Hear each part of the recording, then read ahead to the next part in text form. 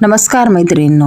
तर बघा मैत्रिणींनो, मुलांना जर भूक लागली आणि झटपट असं काहीतरी बनवून द्यायचं असेल तर ही रेसिपी तुम्ही नक्की बनवू शकता. आणि ही फक्त 10 ते 15 मिनिटात बनणारी ही झटपट अशी ही रेसिपी आहे. तर इथे बघा ही जी रेसिपी आहे ती मी तुमच्यासोबत शेअर करत आहे. तर ही रेसिपी शेवटपर्यंत नक्की बघा.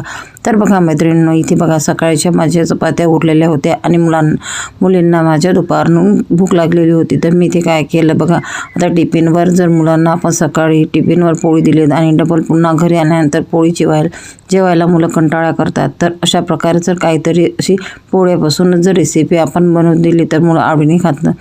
तर इथे बघा मैत्रिणींनो, मी इथे बघा ह्याच्या 5-6 पोळ्या होत्या. तर ते मी त्याची छान चुरा करून घेतलेला आहे. आणि इथे बघा ह्या चुऱ्याचे मी छान मस्त असे लाडू बनवून घेणार आहे आणि कमी साहित्यात कमी वेळेत हे बनणार आहे.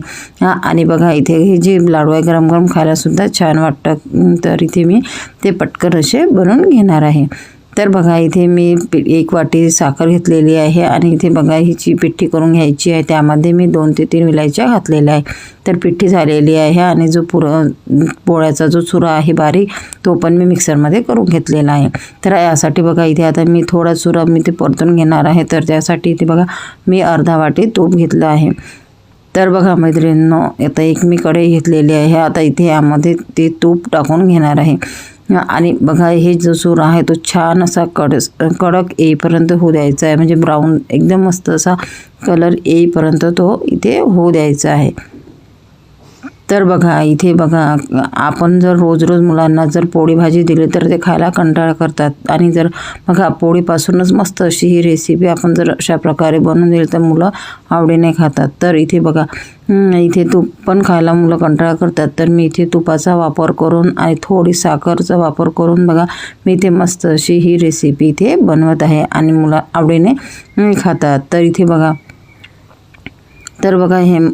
हे मी छान इथे परतून घेत आहे आणि हे आपल्याला कमी पावरवरच परतून घ्यायचं आहे.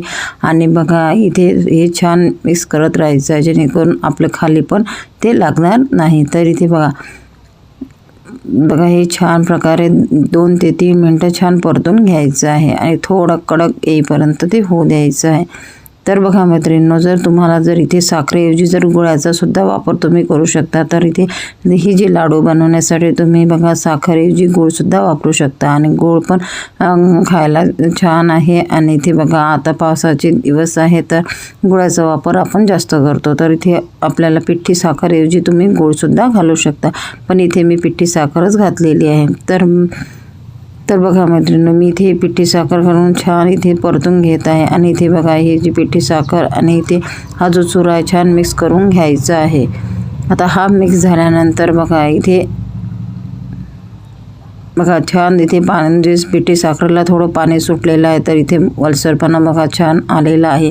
तर मस्त असे लाडू याचे बनणार आहे. तर बघा मैत्रिणींनो, यामध्ये मी इथे बघा 2 चम्मच इथे खोबराकीसुद्धा घालून घेणार आहे जेणेकरून लाडवाला छान स्वाद येणार आहे. तर बघा मस्त असं बघा इथे हे सारण झालेलं आहे. तर आता याचे मस्त असे लाडू बनवून घ्यायचे आहे. तर मी इथे गॅस बंद करून याचा थोडा वेळपर्यंत थंड होऊ देणार आहे आणि नंतर त्याचे छानसे गोल असे लाडू बनवून घेणार आहे. तर बघा मैत्रिणींनो, इथे मी 2 ते 3 मिनटं याला थंड होऊ देत आहे आणि थंड झाल्यानंतर याचे मस्त असे लाडू आपल्याला बनवून घ्यायचे आहे. तर बघा झटपट अशी ही रेसिपी फक्त 10 ते 15 मिनटात बनलेली आहे. तर इथे बघा याचे आता मी इथे बघा छान असे गोल असे लाडू बनवून घेणार आहे. आणि ते बघा कुठल्याच प्रकारचं इथे बघा या सारांमध्ये कुठल्याच प्रकारचं मी ड्रायफ्रूट्स वापरलेले नाही आहे. कारण की बघा इथे जे झटपट आणि पटकन असे खाणारी ही रेसिपी असल्यामुळे मी इथे फक्त 3 साहित्यापासून हीच बनवलेली आहे. तर तुम्हाला जर मुलांना काहीतरी वेळेवर बनवून द्यायचं असेल आणि चपात्या जर शिल्लक राहिल्या असेल तर अशा प्रकारे ही रेसिपी तुम्ही नक्की बनवू शकता. बघा मस्त असा गोल असा लाडू तयार झालेला आहे आणि अशाच प्रकारे मी ते सर्व लाडू इथे बनवून घेणार आहे. तर बघा मैत्रिणींनो, अगदी सोप्या पद्धतीने आणि पटकन अशी ही रेसिपी मी इथे तयार केलेली आहे. आणि इथे बघा मुलांना बघा आता मुलं बघा इथे काहीतरी खायला गोड असं मागितलं तर अशा प्रकारे झटपट अशी ही रेसिपी तुम्ही सुद्धा तुमच्या मुलांना नक्की बनवू शकता. तर बघा मैत्रिणींनो, अशा प्रकारे हे सर्व लाडू तयार झालेले आहे आणि बघा मस्त असं कलरसुद्धा छान दिसत आहे आणि दिसायला सुद्धा छान दिसत आहे. तर हा व्हिडिओ तुम्हाला आवडला असेल तर एक लाईक नक्की करा आणि